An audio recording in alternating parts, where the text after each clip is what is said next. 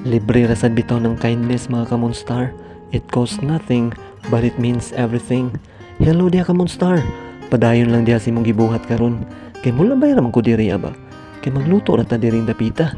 Kay kini lagi mitan-aw ra gud tag salida mga ka-Monstar ba? Salida nga John Wick 4 ra gud atong tirada. Unya dito sa high table, sige pa man silang istorya. Nangita pa silang John Wick ba? Naabtan man tagkagutom mga ka-Monstar. Mautong na may chicken legs diri Nya na say pineapple juice nga atong imnon unta ba? Aw bites na niya atong lutuon dito sa kusina. How's your life diha ka Monstar? I hope and pray na okay ra ka din ha.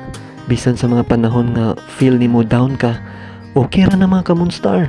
Keep fighting lang yun din ha. Be kind to yourself. Ma-okay ra gyud na ang tanan. Be kind to others as well. Kay kini laging we are all stumbling through this life, trying to find meaning, trying to matter. Sometimes makita nimo sa uban ba, there's pain hides behind their polished smiles and hurried hellos. Kindness is the quiet revolution. Kay you never really know the war someone else is fighting.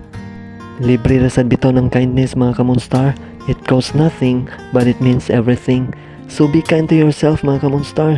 Hold space for your own healing para makahatag sa kag kindness sa uban. Be kind to others, not because the world always deserves it, but because you do.